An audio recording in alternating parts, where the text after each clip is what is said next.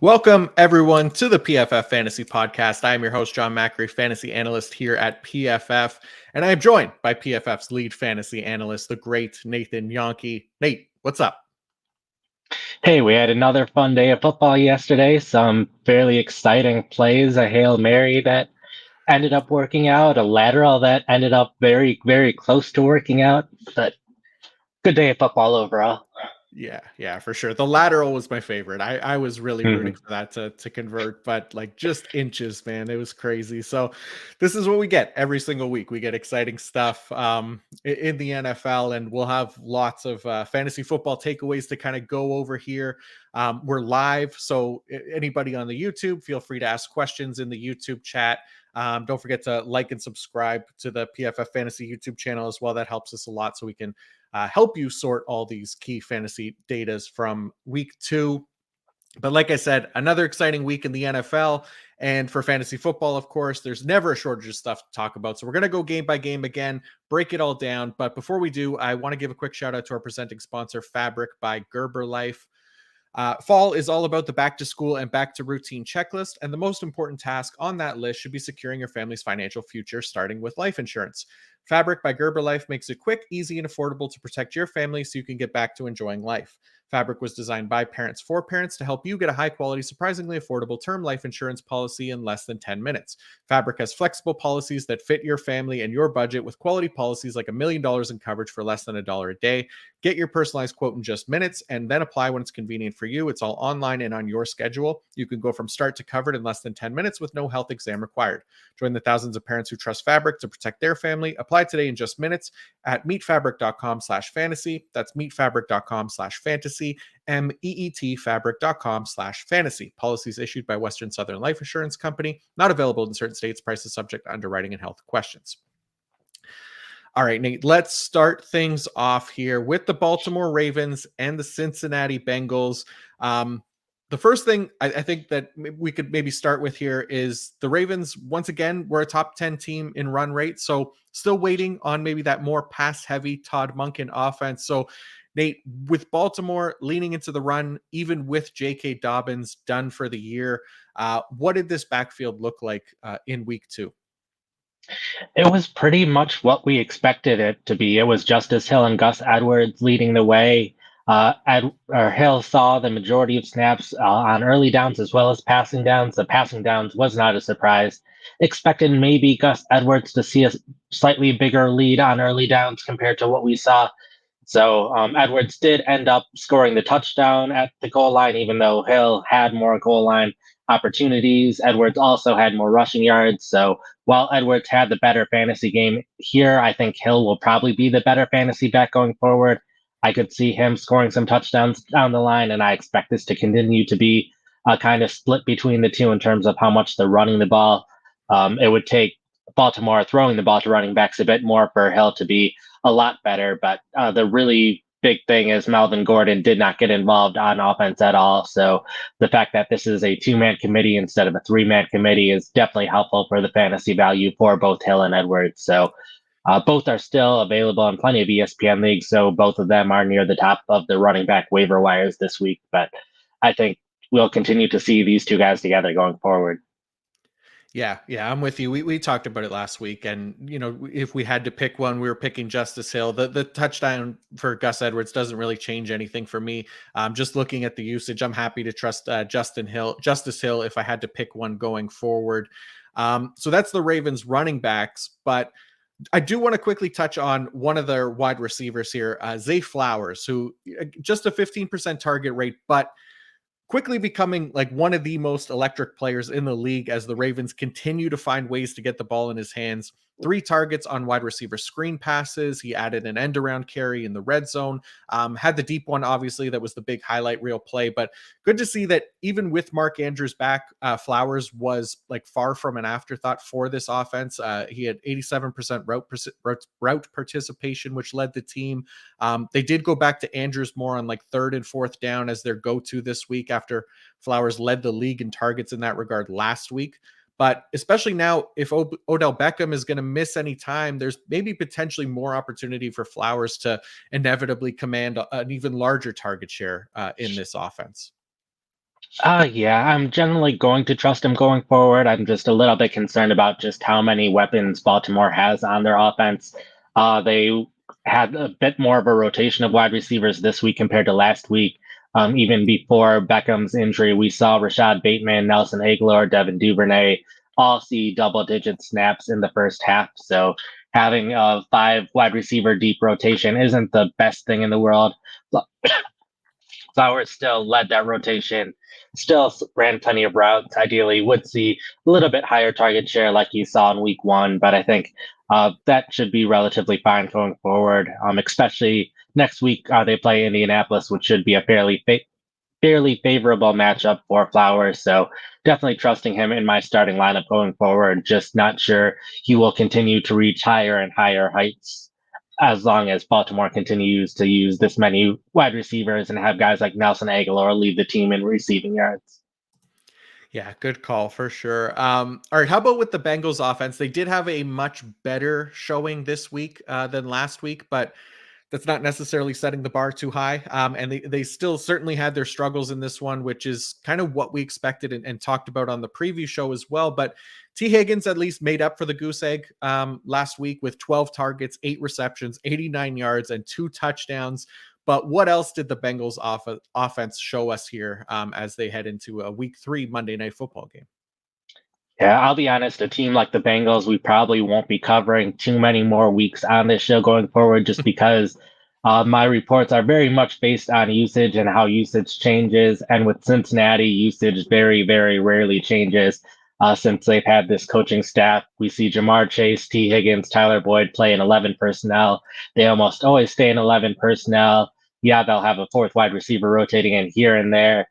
They have a clear starting tight end. Yeah, it changes every year, but Irv Smith continues to be that receiving tight end. Drew Sample, the blocking tight end, and then Joe Mixon's the early down back, and they have a third down back. So that doesn't really change week in and week out. So there isn't typically much to report on Cincinnati.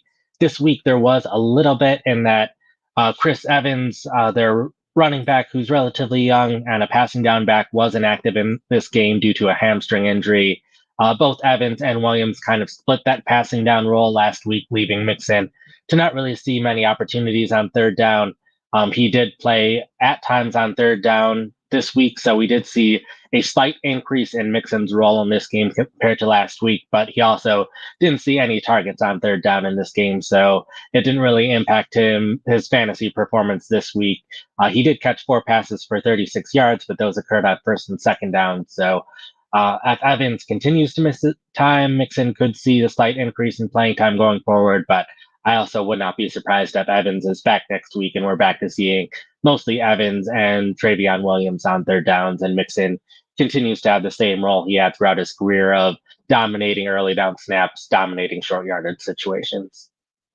Perfect. Makes sense. All right. Anything else from Bengals Ravens, or you want to move on to Chargers Titans here?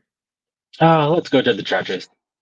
Awesome. All right. So yeah, Austin Eckler ruled out for this game, obviously dealing with that ankle injury. We don't know if he's going to be back for week 3. It's possible, I guess. But Josh Kelly stepped in, didn't come close to Austin Eckler levels of production. So what did Kelly's usage look like with Austin Eckler out? So playing time itself was great. He saw more playing time than Austin Eckler typically sees. The Chargers like keeping Eckler fresh, so they limit his playing time, especially at his size. But they had no problem making Kelly the every down back. He was the clear running back in every situation, just off the field on a couple plays here and there. So it was great to see him on the field so much. He did run the ball 13 times, but only gained 39 yards. And the big thing is Kelly is not nearly the receiver that Eckler is. So he did not have he didn't catch a single target in this game. It was more the targets going to the wide receivers than we've seen in the past. So Keenan Allen, Mike Williams, those are the kind of players that really saw a boost in fantasy in this game because they saw their increased targets, where Kelly just was their running back. So if this continues, Kelly's probably someone that could still be in fantasy starting lineups if it's a good matchup. But if it's not a good matchup, then hopefully there is someone that's better on your roster. For sure. And you mentioned Keenan Allen and Mike Williams. Gerald Everett was next in line as the most productive pass catcher for the Chargers after those two guys. Looking at Gerald Everett's usage from this game, is he a trustworthy fantasy tight end given this usage? I probably am not currently trusting him. His playing time has slowly but steadily been declining in his time with the Chargers. Donald Parham Jr. is someone that they've liked and trusted, and he last week I noted that he was seeing more playing time than usual, and that just continued to increase. One of the big changes this year is Trey McKitty last season was part of that three-man rotation at tight end. But it was Stone Smart, who was an undrafted rookie last season, who's overtaken McKitty on the depth chart and also has started seeing a bit more playing time this year. So we're again seeing a three-man rotation this year like we did last year. The big difference is last year, Everett, his part of the rotation was playing on clear passing downs, not playing as much on early downs, where now these three tight ends are more or less getting used interchangeably in the offense. Yeah, there's still a slight tendency of Everett being in on passing downs, but as long as it's a three-man rotation where everyone's going in and out interchangeably, Everett's playing less than 50% of offensive snaps. Even though he played very well in this game, if this playing time continues, then I probably don't need him on my fantasy roster. It's really hard to really trust any wide receiver or tight end who's playing less than 50% of offensive snaps. So, yeah, he should have some good games going forward because he's a talented tight end. But as long as the Chargers view some of their other tight ends as talented tight ends as well, we could very well see this as a situation like Seattle, like Indianapolis, where they have just three players that they like, they rotate them in and out. And even though they're talented, we can't trust them for fantasy because we have no idea whose week it'll be this week or when any player will have a good game.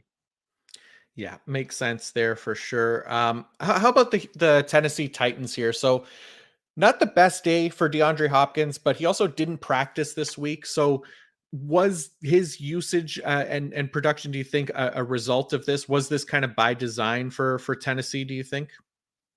I think so. Yeah, I was a little surprised to see them limit Hopkins as much as they did. It was very much by situation. Whenever they wanted, and whenever it was a clear passing situation, when they were in 11 personnel, Hopkins was on the field. He was on it for 27 of 29 snaps in 11 personnel. It was really 12 personnel and other personnel sets where they only have two wide receivers or even one wide receiver. Hopkins was off the field a lot more often than he typically is, only on the field for 12 of 36 snaps in all other personnel groups. So Chris Moore was the player to see a pretty significant increase in snaps this week, particularly in formations that weren't 11 personnel. So a bit more of the run blocking situation. So probably not a huge boost for more fantasy wise unless we continue to see more injuries for Tennessee wide receivers, but Hopkins did catch 4 or 5 passes thrown his way for 40 yards. Not a great game for Tennessee's passing offense in general. So I'm generally going to be okay putting Hopkins in the lineup going forward as long as we see him at least be limited in practice this week. But if he did not participate every week in practice again this week, then I might be a little more concerned. Yeah, I'm with you. He still led the team in target rate, but like you said, just the 4 catches for 40 yards. But I think he should be fine going forward as long as he's healthy. But how about another one of our favorite players to talk about from this offseason, Chigo Okonkwo, because he did have a more productive day than last week. He was targeted 4 times, had 4 catches for 35 yards. So did anything from this game get you feeling more encouraged for Okonkwo going forward? It was definitely good to see him get those targets. His playing time did decrease a little bit. They rotated their tight ends a little bit more in this game. He's still playing a lot more than he was last season, which that in itself is good to see. But he's not getting targeted nearly as much this year as he was per route last year. Less than half of his target rate this year compared to last year so far. So he either needs to continue to see more playing time going forward, or his target rate needs to increase in order for me to really trust putting him in my fantasy starting lineup at this point. But I still want him on my roster and still believe that he is capable of getting there. It just the Tennessee's offense in general needs to perform better for Tennessee to run more plays and get more targets to Okonkwo. Yeah, I'm with you. And like you said, like the Tennessee passing offense it's been disappointing so far to start the year. It was a little bit better for Tannehill than last week. Obviously, it was it was a much worse game, but he still at least was able to move the ball a little bit more this week. So hopefully that just kind of keeps progressing, and they get some nicer matchups there for Okonkwo. But let's go to the Green Bay Packers and the Atlanta Falcons. Jordan Love does it again. Another 3 touchdown performance. We loved the matchup here in when I wrote up the O-line D-line article again this week, which was another great time to kind of ride that momentum, but gets kind of progressively tougher in week 3 against the Saints, but not a matchup to scare anyone too much for Jordan Love. Maybe gets Christian Watson back next week as well. But how are you feeling about the Packers offense so far? Yeah, I'm conflicted right now about it because Jordan Love really hasn't graded that well to this point.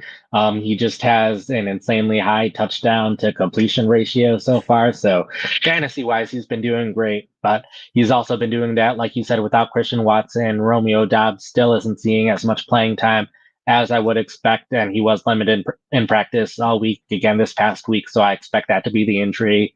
Didn't have David Bakhtiari, their former All Pro left tackle in this game. Their left guard was injured and missed most of this game as well. So he's really playing without a lot of his weapons that should help the offense. And of course, Aaron Jones didn't play in this game. So that's another former Pro Bowl player that he was playing without. So it's hard for me to really judge Love at this point because he hasn't had his weapons or his offensive line and he hasn't graded well, but he has been throwing touchdowns. So still someone that I'm intrigued to see what he can do going forward.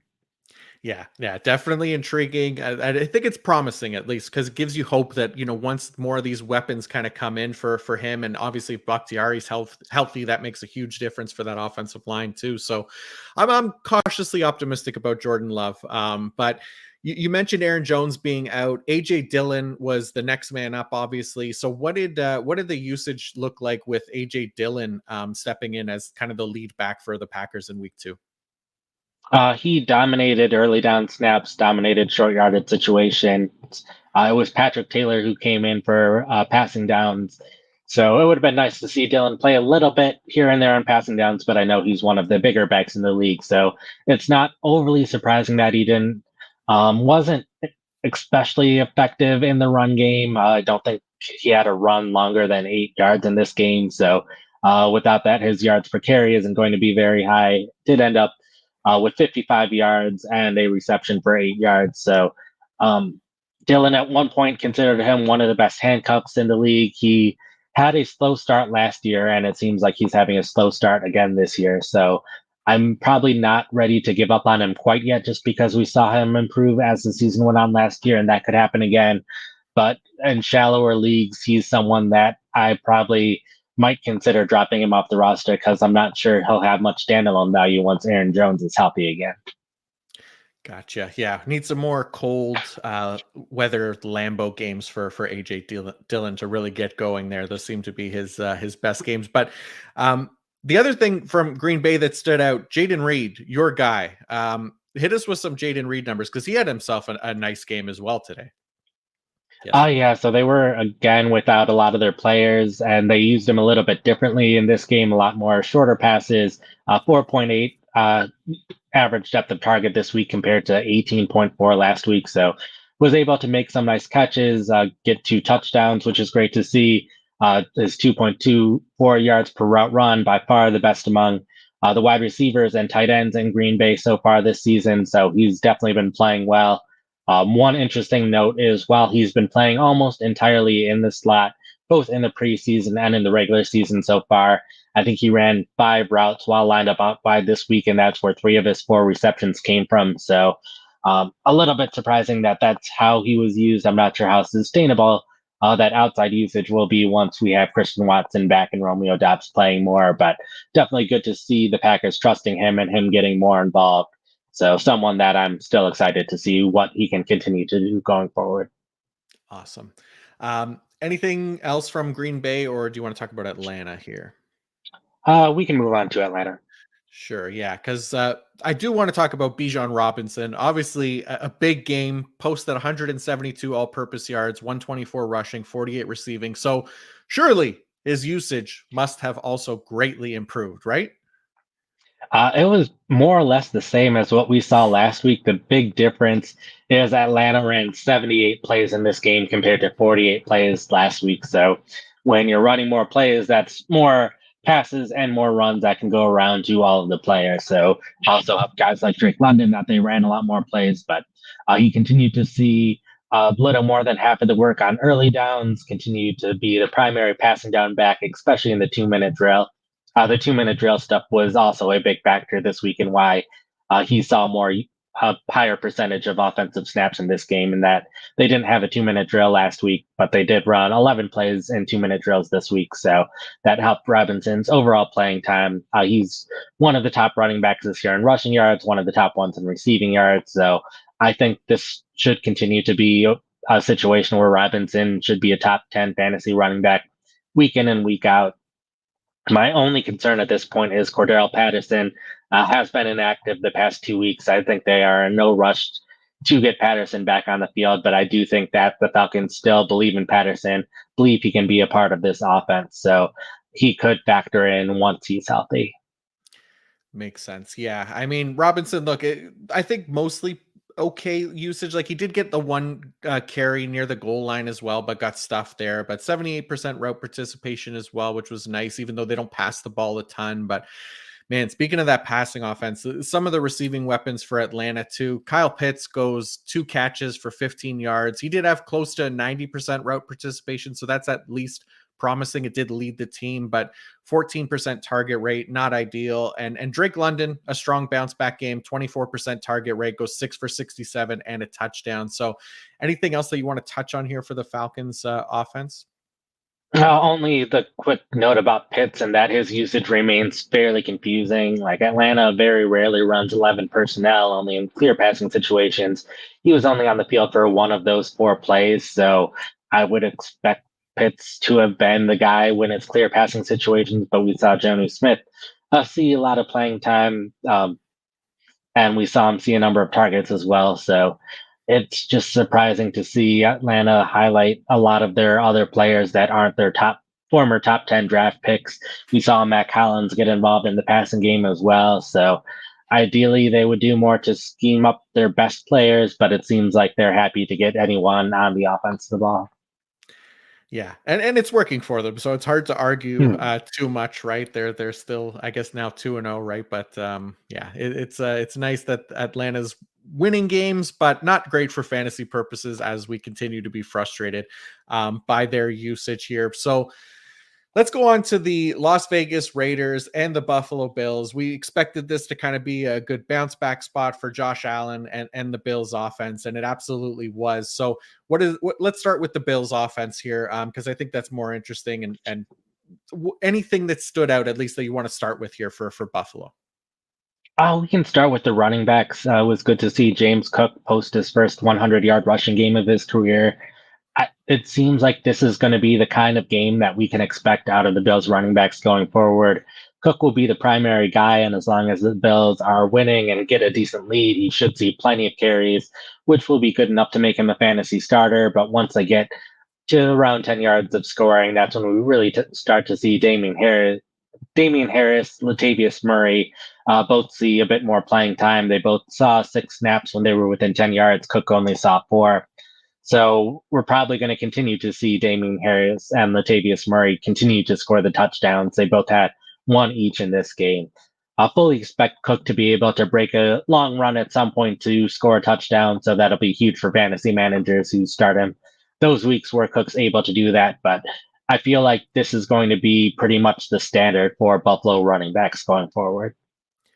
Yeah, I think that makes perfect sense. And like you said, I don't, I don't think we're expecting Cooks to punch in any 1 yard touchdowns this year, but the rest of the usage is efficiency. Everything else was fine. So he'll probably break one every once in a while, but it was nice to see him at least heavily involved in the rest of the offense here going forward.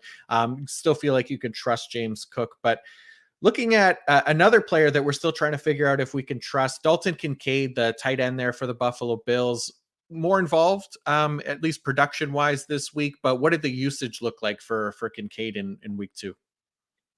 We saw his playing time decrease, which was a little surprising. They big thing is they used less 12 personnel this week compared to last week, which also was surprising because Buffalo had a big lead, and typically when teams have a lead, they start using more 12 personnel and more run formations. So that was a little surprising to see. The big thing is when they were in 11 personnel, Dawson Knox saw roughly twice as much playing time as Kincaid. So we at least saw Kincaid have more targets, pick up a number of catches for 43 receiving yards. So he's still among, I think, the top 8 tight ends this season in terms of receiving yards. So even despite this usage, might be okay starting him, but I probably need to see him see a little bit more playing time, ideally overtake Knox in 11 personnel before I think we can really see Kincaid reach his potential as a top 5 fantasy tight end.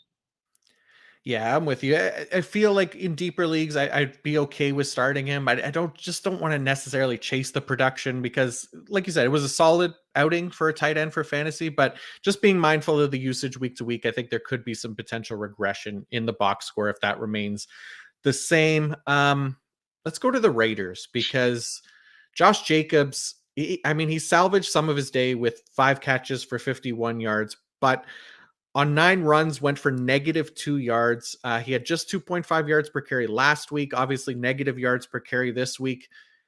Should we be concerned with the reigning rushing leader being nowhere close to that pace in 2023? Probably, yeah, and I think a bit more of it has to do with the offensive line. Like, we should see our grades locked soon enough so we can see how the line graded out. But in terms of yards before contact and after contact, Jacobs lost 13 yards before contact in this game, gained 11 yards after contact. So even though some people might want to blame Jacobs' holdout for this, I wouldn't be surprised if this has more to do with the offensive line and Jacobs really not having the opportunity to break any big runs. So concern for Jacobs if the offensive line doesn't improve, but um, he's just still seeing way too much volume to consider benching him. So while the concern is there, the concern isn't so high that there's really anything that I would do about it. Fair.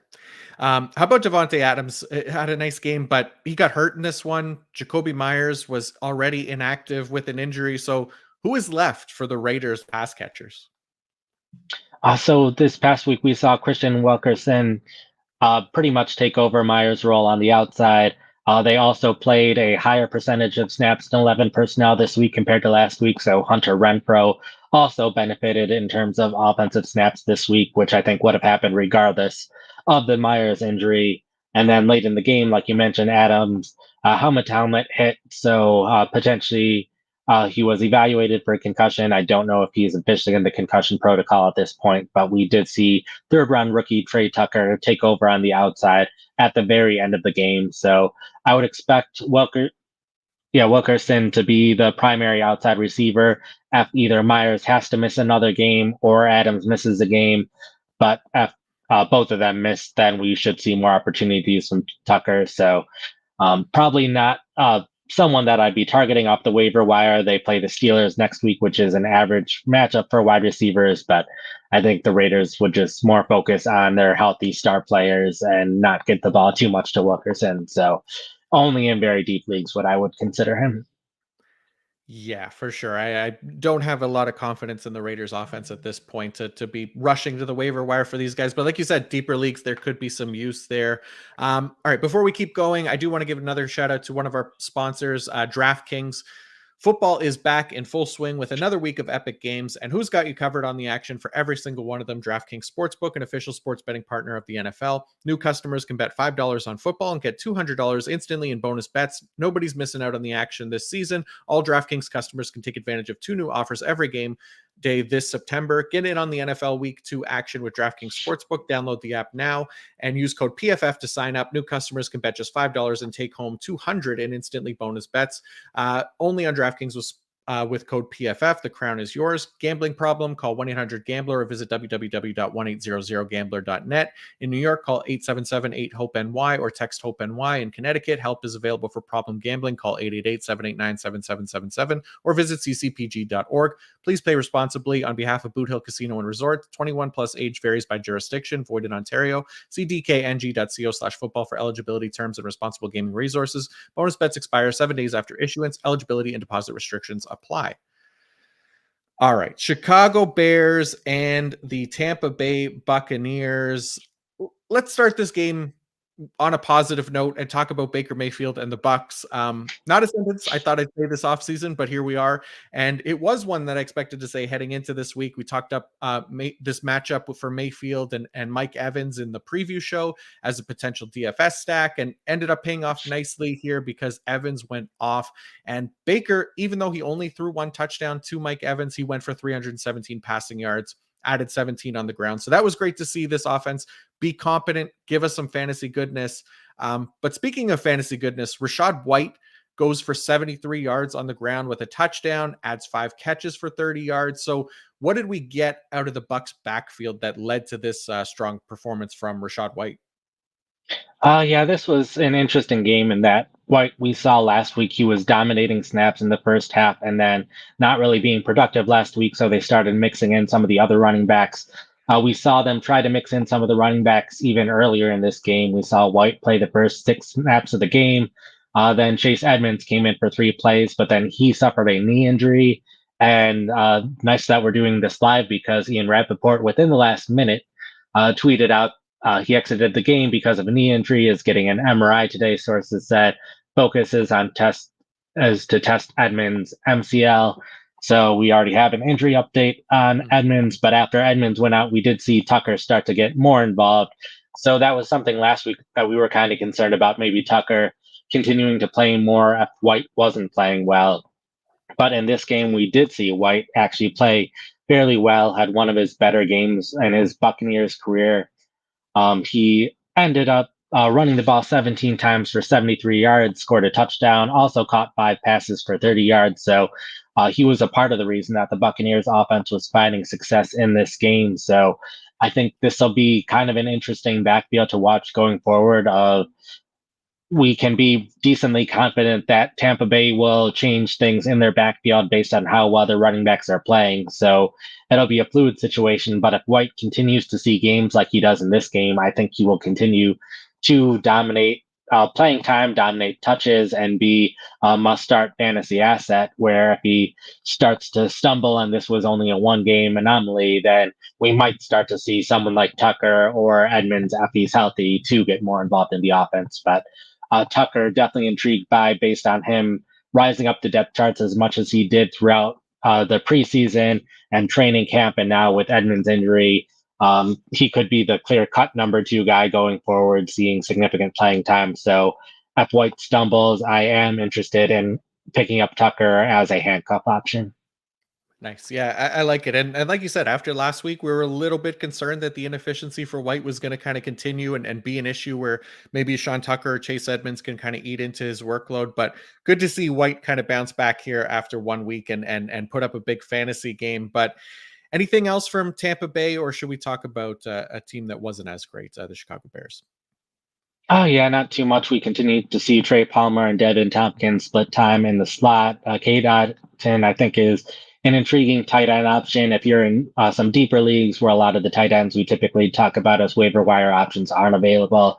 I think Otten's pretty well available, and he's a clear-cut receiving tight end for Tampa Bay. Had 6 targets in this game, so it's kind of hard to find those kind of guys in some of the deeper leagues. So I think Otten's a decent option if you are in a league that's 12 teams. Everyone already has 2 tight ends. He should be a decent option in that case. Nice, good call. All right, yeah, let's talk about this Bears offense because just not getting it done right now. Fields has undeniably struggled. I mean, he had 3 turnover worthy plays this week. Unofficially, we're waiting for the reviews to kind of come through, but he had 2 last week. huge one this week with the pick six to Shaq Barrett. Not really even giving us the rushing production now. He had 59 yards last week, which is fine, but 3 yards this week. Man, I don't know what to do with the Chicago offense. How are you feeling about it right now? We did at least have the news before the game that Deonta Foreman was going to be inactive for the game, so it was nice to see the Bears backfield go from a 3-man backfield to a 2-man backfield, which is huge for fantasy purposes, since with 3 men, it's really hard to trust anyone, but we can definitely get away with some 2-man backfield. So we saw Khalil Herbert uh, take the role that we expected, primary guy on early downs, short yardage situations. He took all 3 or all 4 of them, counting the goal line situation. Rashawn Johnson, the clear passing down back, but things were a bit more split than I expect in general. We saw Herbert play more on passing downs than I would typically expect. That we saw Johnson play more on early downs than I would expect. So while this currently is Herbert's backfield, I think the way that they're using the running backs um, is in a way that if Johnson starts outperforming Herbert, I would fully expect Johnson to be able to overtake Herbert as the starter. So I think it's a situation where whichever of these 2 backs is playing better will start to see more playing time going forward. It'll be a little bit of a hot hand situation, but both running backs, even though the offense in general wasn't playing well, so the offense really wasn't running that many plays, both running backs were averaging 5 yards per carry or better. So both of them were performing well on a per play basis. It just the offense needs to play better, not have turnovers, not have so many 3-and-outs. So Chicago's offense is running more plays in general, so everyone on the offense can be more productive. Yeah, makes sense. And like the old saying goes, 2 running backs are better than 3. I think, I don't know if that's like an actual saying, but feels like it here We for can make it a Chicago. saying. Yeah, there we go. Perfect. Anything else here for the Bears offense? Because we saw a little bit of Cole Kmet. What did his usage look like in week 2 here? Yeah, the Bears probably one of the most interesting teams this week in terms of usage overall, in that Komet saw less playing time this week significantly compared to previous weeks. It was a concern that we saw at times in the preseason, but it wasn't always consistent and how they were using him. So we saw them add Robert Tanya and Mercedes Lewis, both from the Packers, which reunites him with their offensive coordinator in Chicago. So it wasn't surprising that at some point those players would start to see more playing time. Tanyan started to see more snaps in 11 personnel. Komet still saw roughly twice as many snaps as Tanyan in that personnel grouping. But then we also saw Lewis overtake Komet on 21 personnel in this game, which also happened in one game in the preseason, even though it wasn't really happening last week. So we saw both tight ends start to cut into his playing time. And Cole is someone where he was considered a sleeper in large part because he was seeing so much volume in terms of pass routes. He was one of the top tight ends in terms of routes run last season, and looked like he was on that path again this season. But now it doesn't look like he's quite on that path, which allows other tight ends who are seeing similar usage, who are more talented, to overtake him in fantasy production. So probably not someone that I'm looking to start, and also someone that I would probably be fine waiving from my roster as long as I have another tight end that I'm confident in.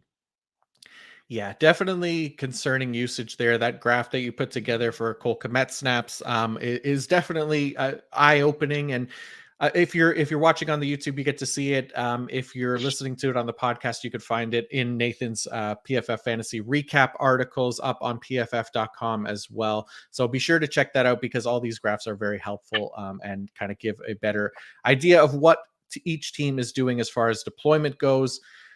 Let's go to the Indianapolis Colts and the Houston Texans, and start with Anthony Richardson, because continues to flash that kind of high end fantasy upside that we've been talking about this offseason. Put up 2 rushing touchdowns. Unfortunately, on the second touchdown, he slammed the back of his head on the field, which caused a concussion because he was ruled out. Gardner Minshew came in, went 19 for 23 for 171 yards and a touchdown, helping at least keep the fantasy value up of guys like Michael Pittman, who had 12 targets in the game. So that was nice to see, at least for the Colts receiving options. Obviously, Anthony Richardson, man, I think it's 2 games in a row now that he's left with some kind of injury. He came back in week 1, but got banged up a little bit there. So that's a little bit concerning. But I think maybe more importantly to kind of focus on for this game, a situation that we've been talking about for the latter part of the offseason with Jonathan Taylor holding out. Zach Moss is the very clear RB1 in Indianapolis. So, what did the Colts backfield look like this week with Zach Moss healthy? Yeah, this was an interesting game. We saw a lot this week of backfields where one person dominated a lot more than we kind of expected, and Zach Moss was one of those players. We saw last week Deion Jackson was averaging 1.1 yards per carry. By halftime, they seemed like they were ready to try some other things in the backfield. Evan Hull immediately got injured and now is on injury reserve for the next couple weeks. So they didn't really have many options last week. But now that Moss is back, he played all but one offensive snap. Deion Jackson did not play at all on offense. The only time where Moss was not on the field, it was a four wide receiver set where Isaiah McKenzie played in the backfield. So he more or less was the running back on that one play without Moss. So I think this is something that we might not see him play 98, 99+% of offensive snaps going forward, but he should continue at least for these next 2 weeks, see significant playing time in the Colts offense. So someone that I would trust going forward. The only concern is, of course, Jonathan Taylor is able to return, and I believe 2 weeks from now, whether or not he will return or if he will get traded is something yet to be seen. But it'll also be interesting if Indianapolis tries to add a running back at some point. But as long as Moss is the clear guy in Indianapolis and they don't add any other players, he's someone that needs to be in fantasy starting lineups.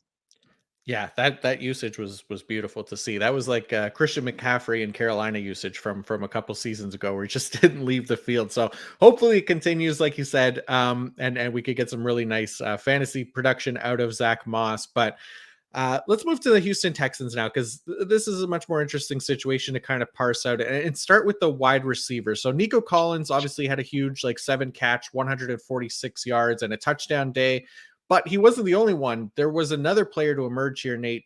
Tank Dell also had a productive day, went 7 for 72 and a touchdown. So can we trust the production going forward for Tank Dell after seeing his utilization? I think so. The Houston wide receivers are a fun one. I spent a good 20 minutes earlier this week talking with Aaron, our depth chart guy, on how we should handle the Texans depth chart with Noah Brown landing on injured reserve. Just since John Mechie was the clear backup slot receiver throughout the preseason, Xavier Hutchinson was the clear backup slot receiver in week one. And Tank Dell at least has experience in the slot in college. Robert Woods has experience in the slot previously in his time in the NFL. So they really had four different options of what they could do. And they ended up moving Woods to the slot and having Tank Dell be a full time outside receiver, which worked out really well. Dell and Collins both had really good games. Collins, 146 receiving yards and a touchdown, while Dell led the team in targets, also scored a touchdown in this game. So it'll be really interesting to see how these wide receivers shape out going forward, since there were a lot of times in week one where Dell was on the field with Collins off the field, and that also continued to an extent in this game. So I think there is a pretty clear path, even though Nico Collins has had two really good games so far, but I could see Dell overtaking Collins as the number one outside wide receiver on this team at some point, and it'll be interesting to see how they handle things when Noah Brown are back, as well as once Mechie starts to get more comfortable in the offense, because I don't know if Woods will get moved back to the outside at some point with how well Dell and Collins are playing, or if he might become a backup player even though he's a captain on the team, or just how this rotation will shape out. But as long as Houston's offense is putting up this much production, it'll be definitely a situation to monitor on like some of these past couple seasons. Yeah, like you said, I mean, the Texans offense, the passing offense specifically is kind of fun, right? They're passing a ton. I think 109 dropbacks so far for CJ Stroud through 2 weeks, which might be the most in the league. I haven't checked with the Sunday Night I Football believe guys it is, included. yeah. Yeah, so there's opportunity here for these Houston wide receivers, which I think is really exciting for guys like Tank Dell, for Nico Collins, and we'll see who else can kind of emerge there. But promising usage at least for the rookie there as well in week two. But how about the Texans backfield? Because we know Mike Boone was the lead passing down back last week, but he was a healthy scratch this week. So did we see Damian Pierce absorb any of those third down snaps? Not really, no. We saw Devin Singletary and Dare Olunbale basically split those passing down snaps.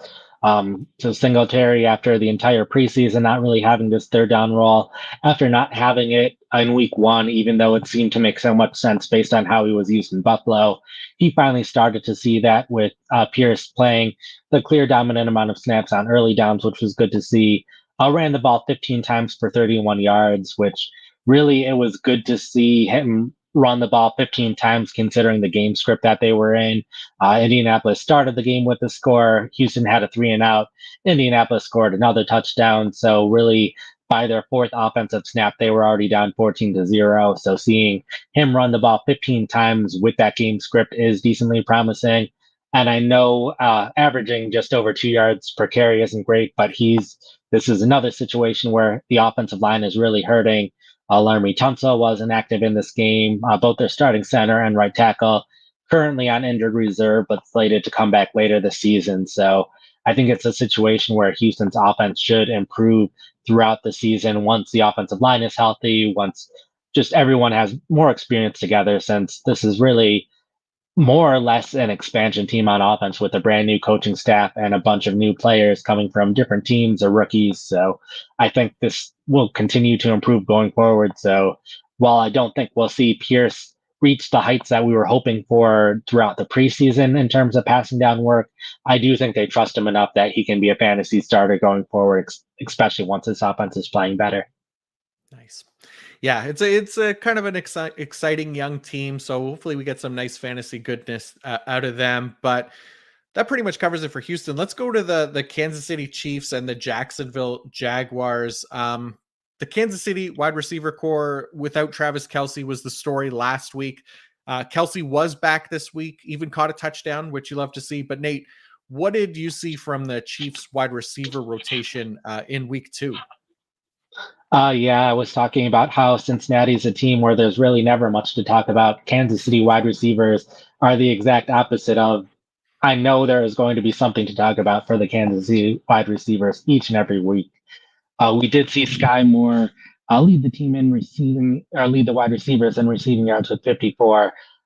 He saw a slight decrease in playing time this week compared to last week. So even though he was catching more passes, this might be a little bit more of a negative sign.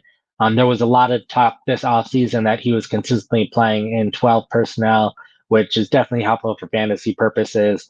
He did that 63.6% of the time in week one. That dropped to 40% this week. So even though he saw more receiving production this week, I'm not sure this is a huge positive for him. We saw Justin Watson, who was tied for fifth in terms of offensive snaps for Kansas City last week, caught a couple of deep passes last week, did so again this week, and saw his routes run increase significantly. So his 107 receiving yards over the past 2 weeks is the best 2 game stretch that he's had in his Kansas City career. So he is someone that really needed to see a decrease in offensive snaps for some of these guys that we've been talking about to really reach their fantasy potential. But if he's going to continue to be involved, then maybe he might be one of the players that we need to be talking about more, considering off the waiver wire. Kadarius Toney, similar amount of snaps as last week, similar amount of targets. The big difference is he wasn't dropping a lot of passes. He caught all of the passes thrown his way this week. So he's someone that remains to be intriguing, that if Kansas City ever increases his amount of playing time, then he could be a fantasy starter. I believe right now he ranks second in the league in terms of targets per route run. So he's just could get there, but he's not there yet. And then Rasheed Rice, Richie James, both guys that we were intrigued by, they both saw their routes cut in half this week, so they didn't see nearly as much playing time this game. So players that I'm probably less optimistic about going forward. So we're again just hoping that one of these guys ends up emerging and becomes Patrick Mahomes' favorite target. We've been hoping for that ever since Tyreek Hill left, and we could be spending the entire season and waiting for next season trying to figure out who that player is. Yeah, that's the feeling I'm getting with this. I think you're right. I think it's going to be kind of a mess to sort out every single week, but we'll talk it through and hopefully somebody emerges. And you mentioned, yeah, Kadarius Toney, no drops this week. On first run, it was Travis Kelsey actually was the only receiver who had drops for the Chiefs receiving core. He had two, so him coming back and leading the team in drops while nobody else had any was kind of funny. But moving to the Jaguars here, Christian Kirk essentially laid an egg in week one with just one reception, but I'd say he made up for that in week two with 11 receptions on 14 targets for 110 yards on the day. Nate, we were a bit concerned about Kirk's usage last week. So did that change at all here in week two? And where maybe we can expect more big games like this going forward?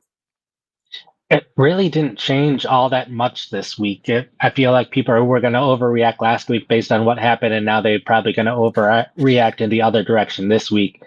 He had a huge game, but it was a lot of Jacksonville stayed in 11 personnel throughout this game, so he's probably going to see more playing time in this game than he will most games throughout the season, since they're not going to be playing from behind against the Super Bowl champions in more games this season. We continue to see him not play all that much in 12 personnel.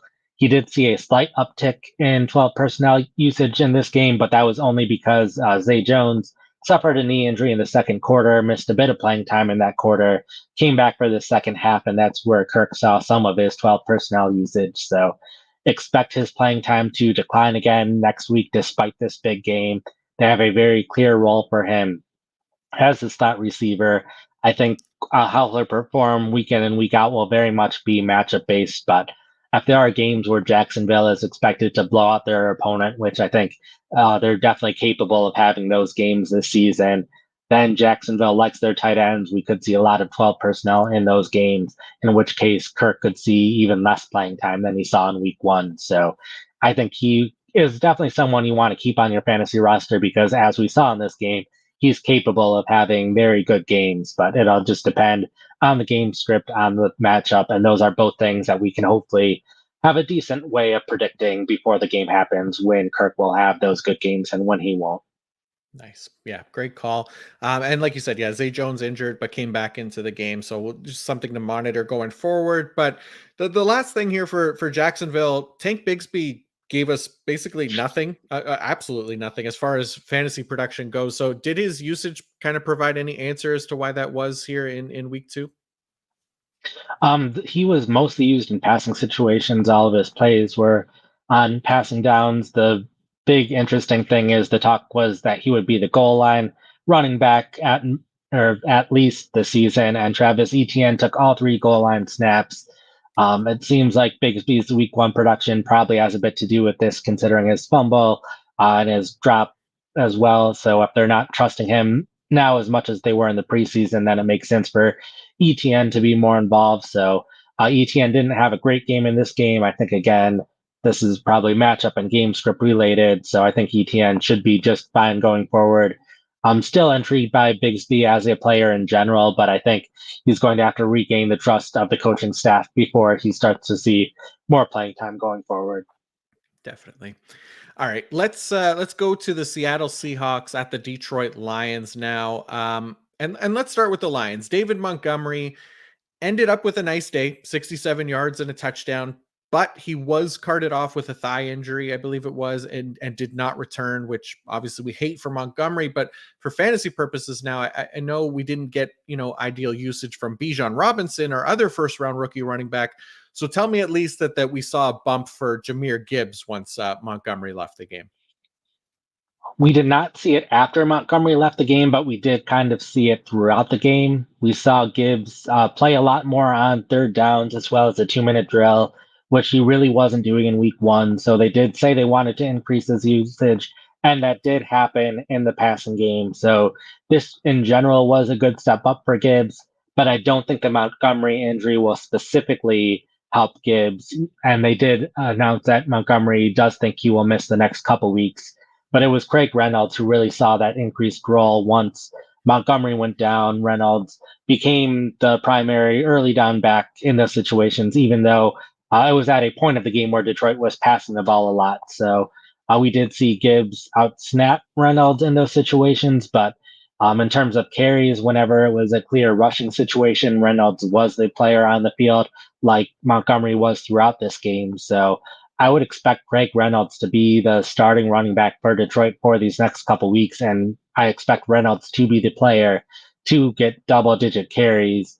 I do think Gibbs will continue to see an increase in work, but I don't think it'll be a huge increase. I don't think he's going to all of a sudden be a double-digit carry player as well as seeing a ton of targets. I think this will continue to be a two-man backfield. So Reynolds is someone that I'm definitely interested in picking up off the waiver wire this week. But it was good to see Gibbs see targeted so much while he was on the field. He was targeted 9 times on his 22 pass routes. So that was definitely good to see them trying to get him the football more, even though it's not going to be the heights of someone like Bijan Robinson. Yeah, for sure. And look, I'm with you. I think this is a team, a case of a team that obviously kind of unwilling to deviate from their scheme too much, right? Regardless of personnel and spending first round picks on these players that they're not going to trust with like huge workloads. But obviously, Montgomery expected now to miss time. Craig Reynolds is going to be the one to see a lot of that usage rather than Gibbs just absorbing it all. So even if we do see it, and a little bit of an uptick for Gibbs, it's not like a rocket ship to the moon emojis or anything like that necessarily, because they're going to find ways to get Craig Reynolds involved. So, anything else from the Lions offense here that you want to talk about before we talk about Seattle? I'll mention Josh Reynolds. He had his second straight good game. Had an 80-yard performance last week, a 2 touchdown performance in this game. Detroit kind of had a three-man rotation among their outside wide receivers, but I think Reynolds has pretty clearly emerged as their top outside wide receiver so far this season. I think Detroit has a decently favorable schedule for wide receivers these next couple weeks. I know once Jameson Williams is off his suspension, that'll probably hurt Reynolds' fantasy value. But I think at least over these next couple weeks, with how well Reynolds has been playing and the schedule, he's someone to at least that's at least worth considering. I know off the waiver wire, it's nice to target some of these young, high upside players that we know have a really high ceiling, like Tank Dell has, but players like Reynolds that even though we've seen him in the league for a couple of years now, we kind of know what he's capable of. He is capable of having these big games, and if he's going to continue to have them over the next couple of weeks, he should be in someone's fantasy starting lineup. For sure. I like it. All right. Let's talk about Seattle. So Kenneth Walker with another nice fantasy day. He had 2 touchdowns, but did we see rookie running back Zach Charbonnet get a little bit more usage this week, or did his usage change at all? I guess from week one. We did see slight changes in this one. We continued to see Walker pretty clearly dominate early downs, with Zach seeing a little bit of playing time there. The big thing is passing downs, which are interesting. The majority of teams, the running back that's a third down back is also the guy that you'll see in 2 minute drills. That hasn't been the case so far in Seattle. Last week we saw DJ Dallas take the 2 minute drill snaps, but it was kind of a rotation of guys on third downs. This week it was Dallas taking most of the third downs, but Zach taking the 2 minute drill snaps. So I think we could reach a point this season where Zach Charbonnet takes the third down snaps and the 2 minute drill snaps, and DJ Dallas isn't as involved in the offense. Which, if we reach that point, then Zach Charbonnet could have some standalone value this season. In this current role, it's not going to happen, but there are signs that they are trying to get him more involved on passing downs, which in past seasons, Seattle has pretty well stuck with a passing down back, or at times it was either Travis Homer or DJ Dallas, but they had some pretty clear rushing down backs and some receiving backs, where Zach Charbonnet is the one who could do both. All right, so there we go. Progress, at least for at least one of our rookie running backs here this week. So that was nice to see.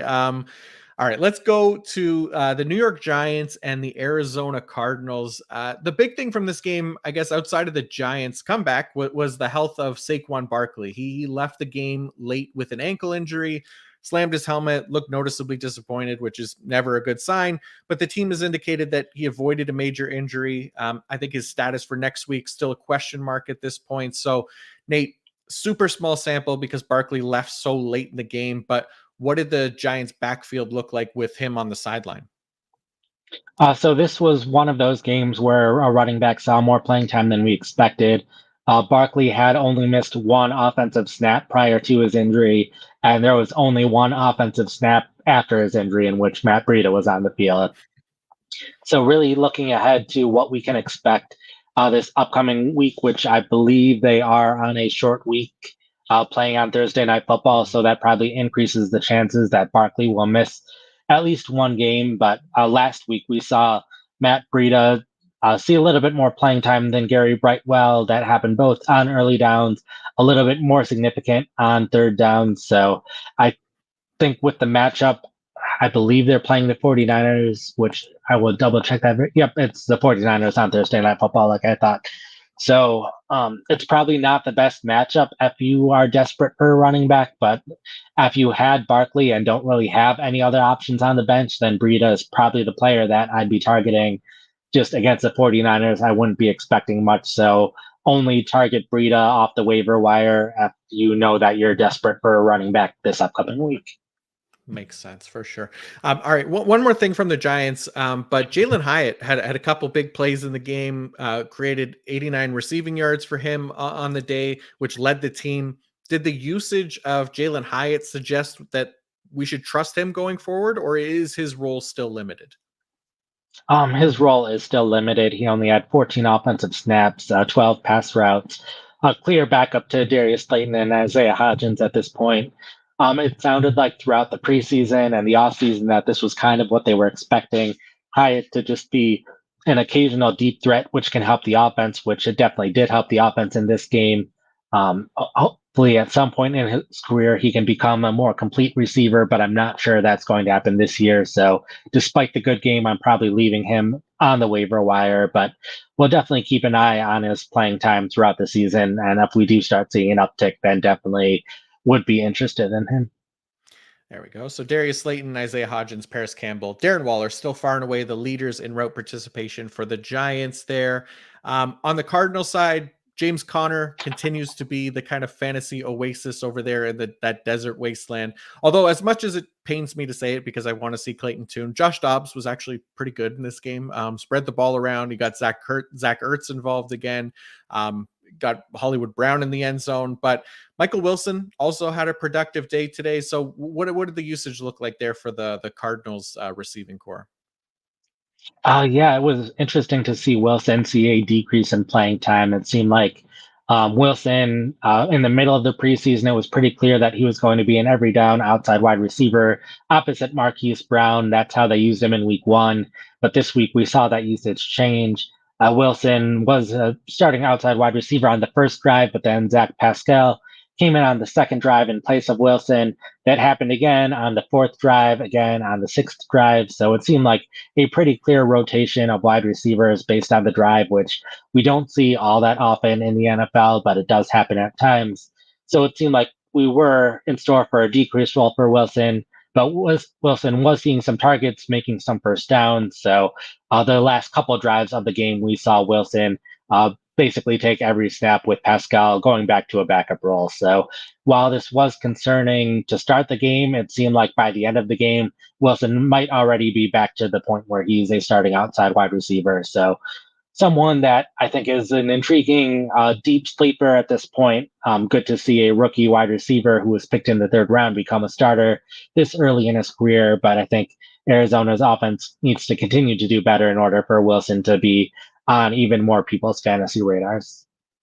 Yeah, for sure. It was nice to see Josh Dobbs kind of have a good game this week, but you definitely want to see it strung together a few more times before trusting too much of this Arizona offense. But maybe somebody that we could potentially trust, Zach Ertz. We talked about it last week. Was pretty involved in the passing game. Did that continue this week? Because he had another productive day.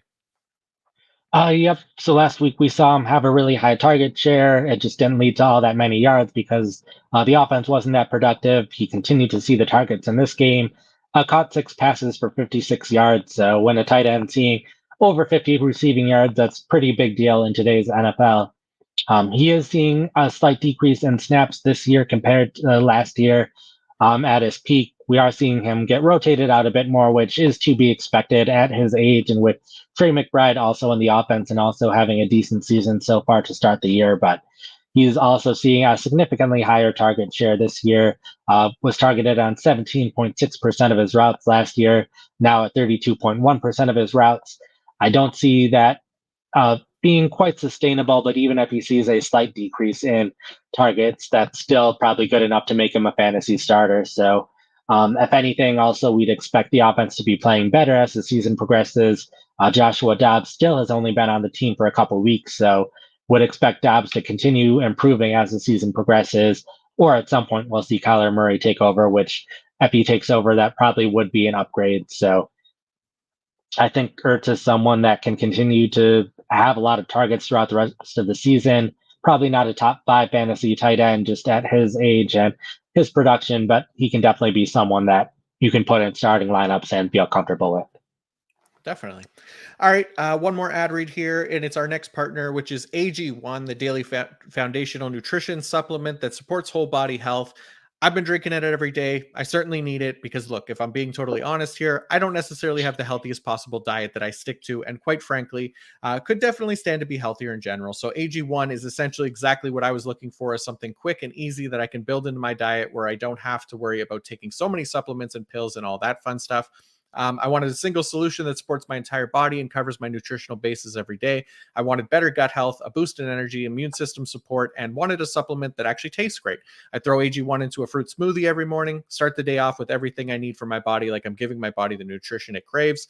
So, again, as someone who can't be alone in wanting to improve their health and has a difficult time doing so when it comes to overall diet, adding AG1 to my day has been a game changer in that regard, as I get 75 high quality ingredients that give me daily nutrients and supports energy, focus, strength, and clarity. I just mix one small scoop with my smoothie, drink it first thing each morning. Boom, done. It's as simple as that. Another added bonus is that it costs less than $3 a day, which is pretty good if you ask me. It's a really effective daily habit with high quality sourced ingredients. Win win. So, if a comprehensive solution is what you need from your supplement routine, then try AG1 and get a free 1 year supply of vitamin D and 5 free AG1 travel packs with your first purchase.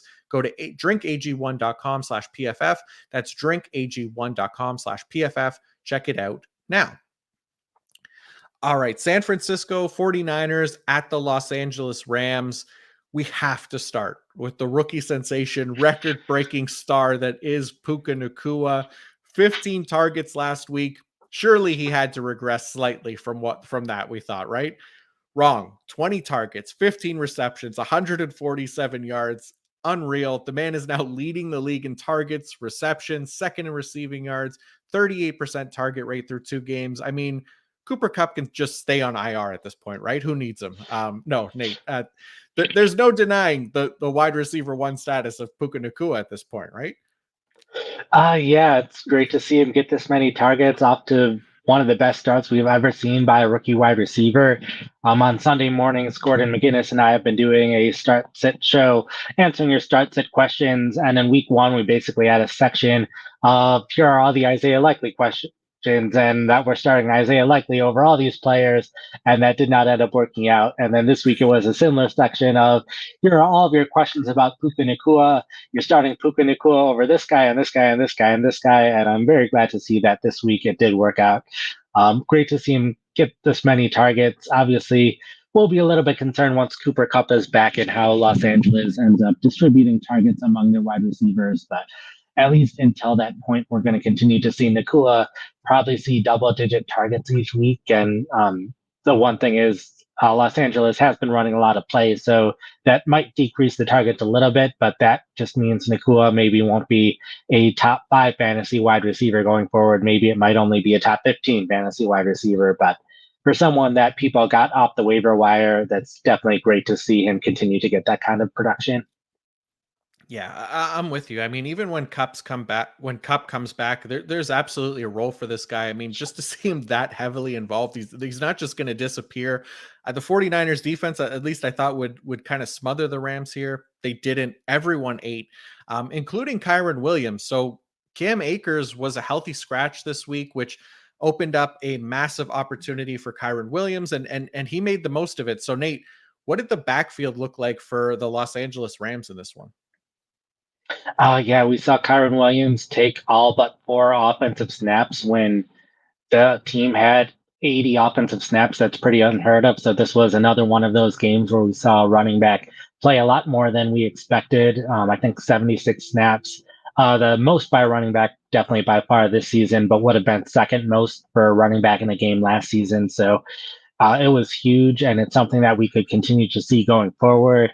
Shout out to Jake Glazer, who reported that Akers would be inactive about 10 minutes before the 1 p.m. Eastern kickoff. So everyone was frantically potentially changing their lineups, and me and my doing the Fantasy Pros ranking accuracy competitions definitely made sure to move Williams. And unfortunately, I also moved the Rams backup running backs up, which didn't work out, but moving Williams up definitely did work out. So also had Williams in some lineups. So this was really good to see. He scored 2 touchdowns, was decently efficient as a running back. And when you consider they were playing the 49ers defense, that was pretty big for Williams. So it'll be an interesting situation going forward.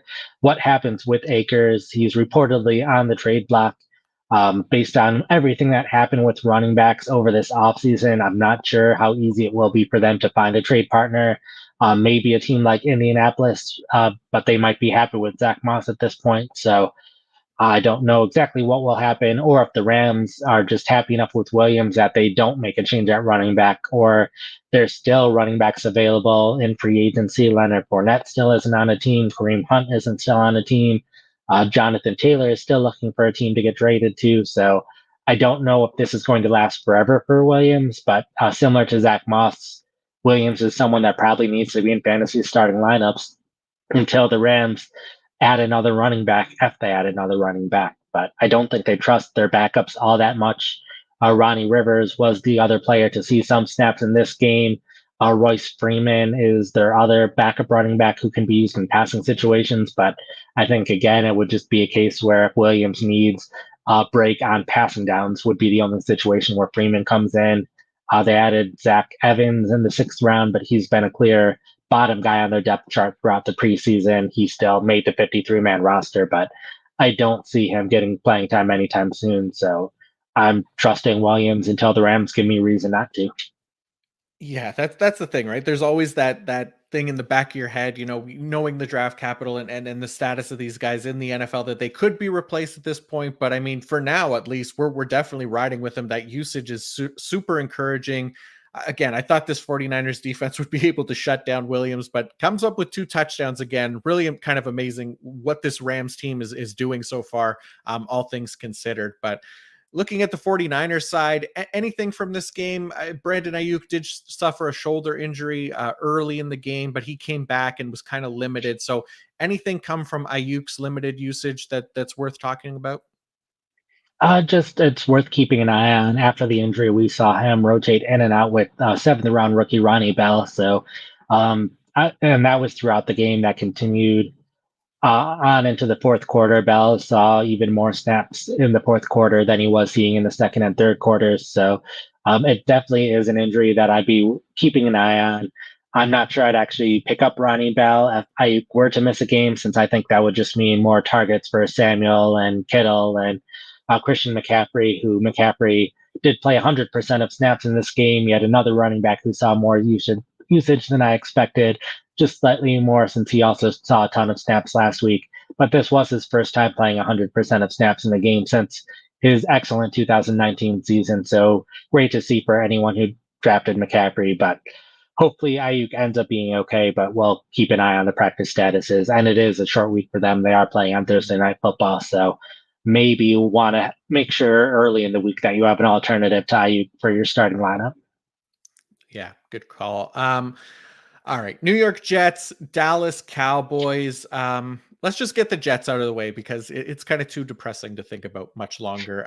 Zach Wilson throws three picks in the game, but at least he hit Garrett Wilson for a throw across the middle that Wilson was able to house for a 68-yard touchdown.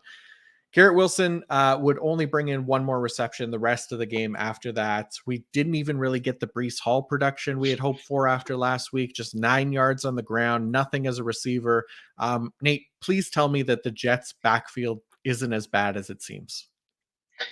On the bright side, like this was a similar usage to last week, so Hall is capable of having those big games. The big thing is the Jets only ran 46 offensive plays in this game, so that's not enough for anyone in the offense to get as much fantasy production as you would like. And because they were playing from behind, it was a lot of passing down situations. 10 of those 46 snaps came in a 2-minute drill. So Michael Carter, who is currently the passing down back, took those snaps. So in terms of overall percentages, we saw basically all three running backs be pretty even. I wouldn't expect that necessarily going forward, just because typically the passing down back might not see as much playing time when the passing down back is not playing at all on early downs. I think in order for us to really trust Hall at some point this season, we need to see this get condensed down to a two-man backfield, whether it is Hall and Carter or whether it's Hall and Cook. As long as it's a three-man backfield and he's splitting time with both running backs, it's going to be a bit harder to trust him in fantasy football. But I would expect as Hall becomes healthier, that should change. I hope so. I really, really hope so. I need some life from this Jets team that I was optimistic about heading into the year, but not so much right now. So let's move to the Cowboys.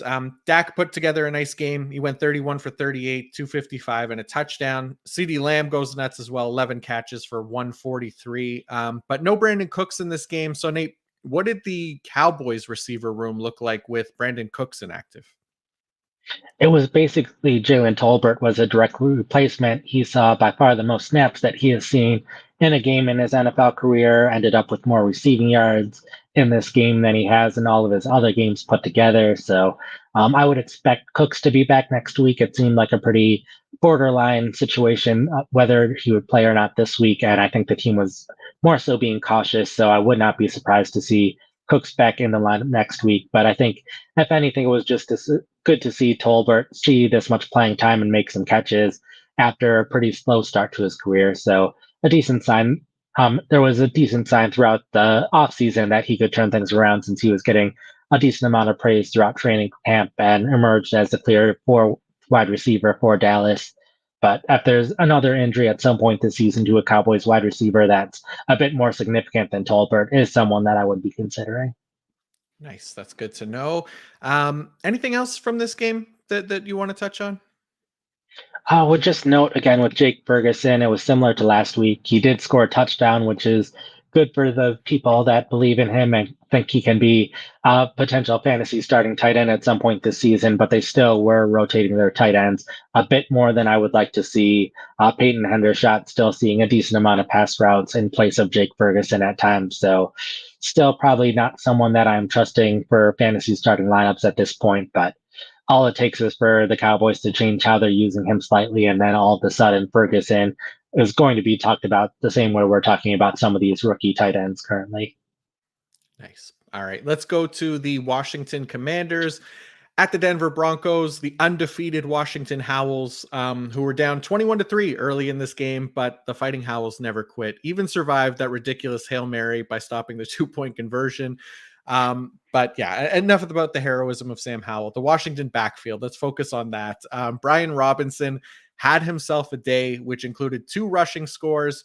So, Nate, 2 weeks in a row now that Brian Robinson has dominated the carries. But what about the passing down work? Was that any better for Antonio Gibson, at least this week? We did see Gibson play a little bit more this week compared to last week. Gibson pretty well dominated passing downs. Still saw a pretty significant amount of early down snaps, which was a little more than last week. So definitely positive signs for Gibson that he's seeing more playing time, but that did not really come with more touches. He did catch the ball a couple times, but only ran the ball, I believe, twice in this game. So this is the second straight game where he really didn't run the ball much at all. And he's only had, I think, 4 games in his career where he's run the ball 3 or fewer times. 2 of them are this year. One of them was a game where he was injured after 4 offensive plays. So this is really a lot less usage than we've ever seen from Gibson in this offense in terms of touches. So probably something that, given that Gibson saw more playing time this week, I'm probably not dropping Gibson quite yet just to see if he starts seeing more carries. But if this carries on for another week or two, then I'd be perfectly comfortable dropping Gibson from my fantasy roster, except for leagues where basically all the handcuffs are rostered, in which case hold on to Gibson since he's still the clear handcuff. If something were to happen with Robinson, then Gibson would become a fantasy starter. But there are some leagues that aren't as deep, and plenty of those kind of running backs are available off the waiver wire. Yeah. definitely. The other thing from Washington, Logan Thomas suffered a concussion or was in the concussion protocol. Was there any clear next man up at tight end for Washington? It wasn't as clear as I thought it would be. It seemed like Cole Turner throughout the preseason had emerged as the second receiving option at tight end for this team, with John Bates being restricted more to a run blocking tight end. But we did see Bates play a lot more of the snaps, especially on early downs. Turner was still typically the player on third downs when they needed a passing down tight end. So it's not just that Bates is the tight end that took over. We saw both tight ends see an increase in playing time. So if Thomas does miss a game, I'm probably not trusting either tight end since I think they will split the work too much. But ideally, Thomas will be in a place where he's ready to play next week. Good call. All right. For the Broncos, Jerry Judy is back, so I do want to hear about his playing time, but also Marvin Mims, the best big play threat probably from this rookie draft class, backs that up this week with 2 catches for 113 yards and a touchdown. Nate, is it already safe to start Marvin Mims? It is not quite time to start Marvin Mims yet. He only ran, I think it's 6 routes in this game. So he caught his 250 plus yard passes on just 6 routes. So that's great to see him be so involved in the offense. He also had a pretty nice punt return at one point, if I'm recalling correctly. So I think this is a decent sign that he should be able to earn more playing time going forward. It's Brandon Johnson that he has to beat out for playing time.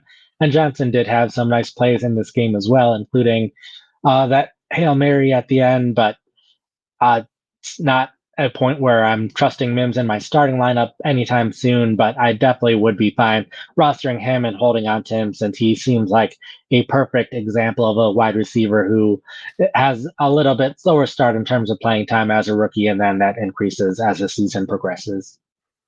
All right. I'll take it. I'll take it. Tell me about Jerry Judy and the rest of this Broncos wide receiver deployment then, or I guess Jerry Judy specifically in his first game back.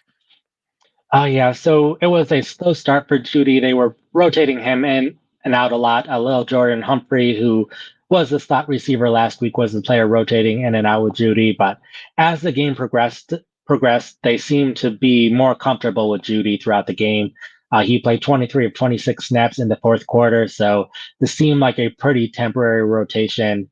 By the end of it, it looked like they were happy with where Judy was health wise after missing a couple games. So I'm fairly comfortable with Judy going forward. I think he'll see a normal amount of playing time next week. So if you have him, I'd be pretty happy putting him in my starting lineup next week.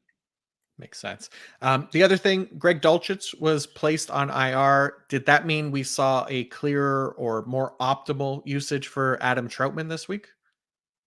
Yeah, Trotman was the pretty clear tight end for the team, seeing a lot of the playing time, almost always on the field, blocking a little bit more than you'd like on passing downs at time, but still running 29 routes, which is fairly good. Chris Manhertz was the clear number 2 tight end.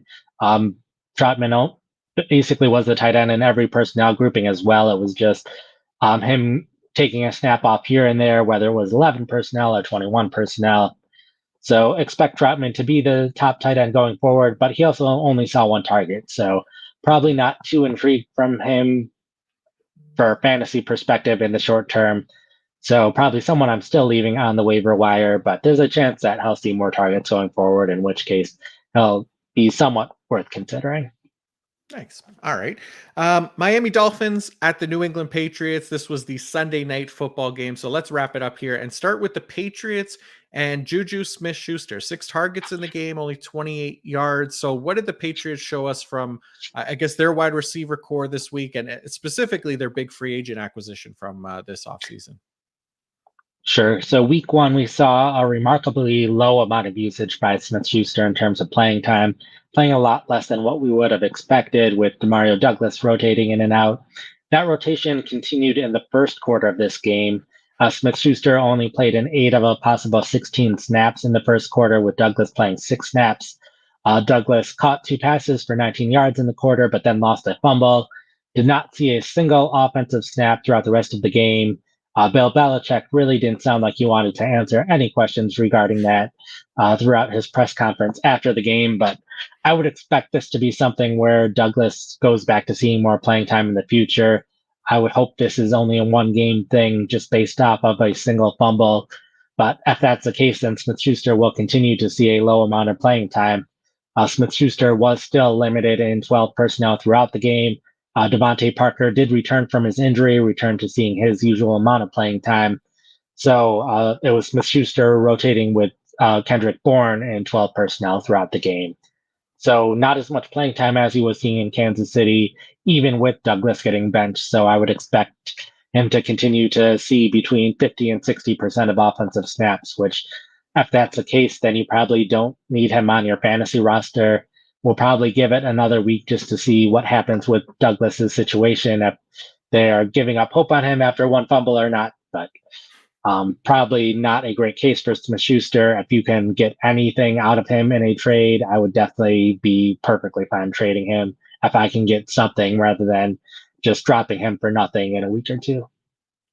Yeah, it makes sense. It just feels like he's not going to be startable in most leagues right now. So let's look at how this Patriots wide receiver core, because it's an interesting one. But just like a quick kind of like, how would you rank them? I guess for the rest of the season, looking at these guys, because I'm sure somebody wants somebody from this this passing group. So who would you or how would you rank them right now? Yeah, Devontae Parker is the clear top player. He ran 45 out of the 47 routes, which was 18 more than any other wide receiver. And that's with people being healthy and him coming off of injury. He had 8 targets in this game. So Parker, definitely the top wide receiver option.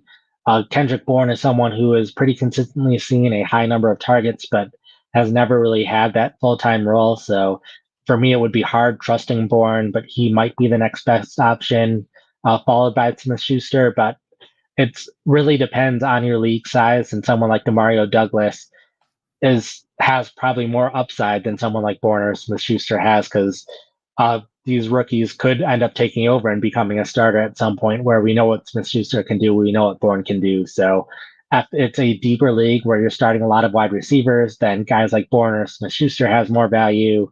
If it's a league where you're not starting as many people, but maybe have deeper benches, then I'm probably trying to take a shot on one of the Patriots sixth round wide receivers, hoping that they end up seeing a lot more playing time. Perfect. Love it. All right. For Miami, a few things here, but let's start with the rookie Devin Achane made his NFL debut. Raheem Mostert obviously had a big day, but was there any promising usage from Achane to maybe at least get dynasty managers somewhat excited from his debut?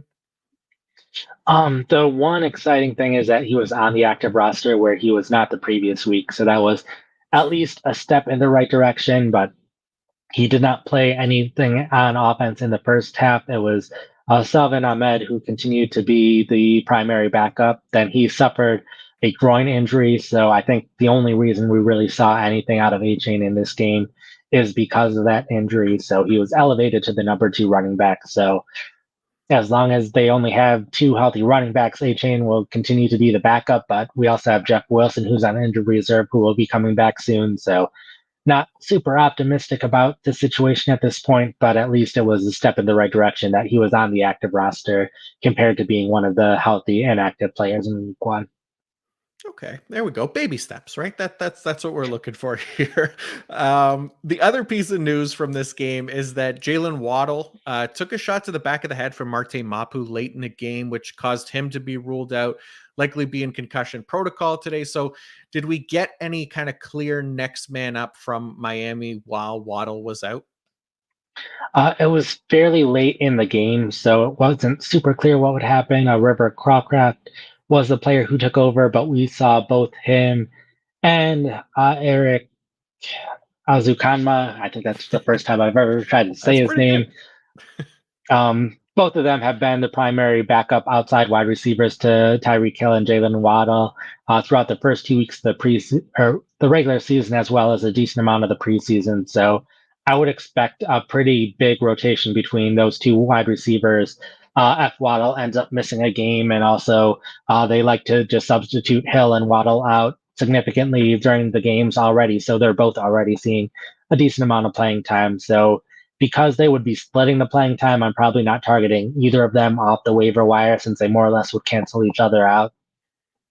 And then Braxton Berrios will just remain the third wide receiver in three wide receiver sets. I don't foresee his playing time potentially changing.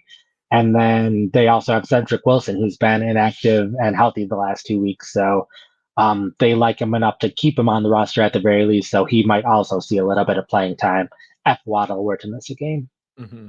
Yeah, hopefully Waddle gets back because obviously we don't want any kind of split there as at the wide receiver 2 space because there's definitely room for somebody else to be fantasy relevant here other than Tyreek Hill in this offense. But if it's split like that instead of the taking over the Waddle role, it's not as interesting. So that's going to do it for the game recaps. We did have a couple questions kind of come in here from the comments from the YouTube crowd. Quick one, we'll give a percentage here for our friend Dylan, who is down exactly 11.36 PPR points. He has Michael Thomas and a kicker left. His opponent has Pat Freiermuth. Let's give him a percentage point here. What do you think? What are his chances here for him? So this is not off of any sort of mathematical model like I would Yeah. like to do, and this is completely off my head. I'm even trying to decide if there's more than a 50% chance or less than a 50% chance, since I think this will end up being a close matchup down to the wire, and I don't even get to know what kicker this is. So that also impacts thing. But I'm going to be the optimist. I'm going to say 55% chance. Hopefully, you end up winning this one.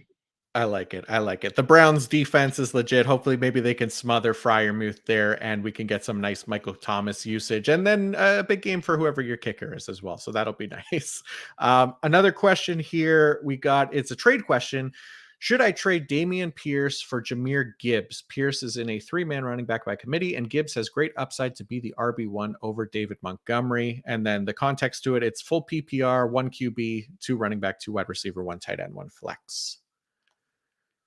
I think this is a lot of how risk averse you are and how risky you want to be. I know Pierce is in a 3-man committee, but it's 2 men sharing the passing down role. So it's fairly similar to most teams' 2-man committee. It's just 2 people are sharing one person's role where Pierce has the other person's role. So I still, for Pierce's purposes, view this more or less as a 2-man committee. So um, they still really like running the ball with Pierce. So I think Pierce is the safe option among the two. I think he'll continue to see roughly 15 carries a game throughout the rest of the season, where Gibbs, I really don't know how much he will see that increase in playing time. We saw him see a lot more work on passing downs this past week, and I expect that to continue going forward. But I don't see him overtaking Montgomery, at least in terms of rushing once Montgomery's back. So I think Gibbs will be limited to that passing down work. We saw him see a ton of targets in this past game, so he should continue to see a lot of targets, but he also saw a targets per route that probably isn't all that sustainable in the game. So I think Gibbs has the higher upside of the 2 running backs, but there's also a chance that we continue to see Montgomery be the primary running back and Craig Reynolds in the time being be the primary running back. So Gibbs has the most upside if you want to shoot for that upside, but I think Pierce is the safer of the 2 options. Yeah, I like it. I mean, look at your roster too. If you have a lot of other safer options and you want to swing for somebody that does have higher upside, then yeah, go for Gibbs there. But it's just a matter of how kind of risk adverse you are here. We do have another question. Do I trade, I guess this DeAndre Swift for, I'm guessing this Jamar Chase? If you can get Jamar Chase, I would get Jamar Chase. Yeah, I'm 100% with you. Definitely try to get that, especially we don't know what the backfield will look like with Kenneth Gainwell back mixed in there for Philadelphia, but Jamar Chase will have much better games. So if you can get Jamar Chase 100%, I would definitely do that. Last question. What do we got? Got any trade ideas for 10-team PPR? I have Trevor Lawrence, Bijan, Ramondre, Lamb, Ridley, Pat Freiermuth, and Tyler Lockett. My bench has DeAndre Hopkins, Drake London, Jerry Jeudy, and Javonte Williams. So this is harder to answer without kind of knowing a lot more of the details. But any thoughts on that one? I guess maybe upgrades. Yeah, probably the big thing that I would try to do is package Pat Freiermuth with at least 1, if not 2 of those backup players to improve at tight end. Yeah. That would be the big thing for me. Or a quarterback would also be another option. I think Trevor Lawrence, definitely happy to have him in my fantasy starting lineup, even in a 10-man league going forward. But if I can shoot even higher at quarterback, I wouldn't mind that as well. Definitely. All right, there we go. But yeah, that's going to do it. Thank you guys for the questions as well. We really appreciate it. And yeah, that's going to do it for today. So thank you for tuning in with us live on Twitter and on the YouTube. Again, don't forget to like and subscribe to the PFF Fantasy YouTube channel. That gets us that helps us a lot. So hopefully that gives you a better idea of everything that went down in this weekend's games as we head into the Monday Night Football doubleheader. Still trying to figure out why there are two games tonight, but hey, we'll take Yeah. it. Nate, we'll be back tomorrow morning going live again to talk about the top waiver wire targets following week 2. But in the meantime, please remind the good people who want more great fantasy content what you have up on pff.com this week. Yeah, so I had to recap that we just went over, but even more miscellaneous details and whatnot on a couple of players we didn't have time to touch on. So if you're interested in going even deeper than what we talked about today, have that recap up. Also highlighted my top 10 recap, which we went over at least all 10 of those topics in this one, but also have my waiver wire article up today. So if you're dying to know which players you should be picking up off the waiver wire and can't wait for tomorrow morning, then we have the waiver wires ready to go. We'll have my Monday Night Football recap, and tomorrow we'll have 5 to add, 5 to drop, 5 to buy low, 5 to sell high, as well as my rest of season rankings. Let's go. Awesome. Like I said, we'll be back tomorrow talking waiver wire targets. So hopefully we'll see you all then. Good luck in closing out your week 2 matchups with those Monday Night Football times 2 games tonight. And until next time, peace out.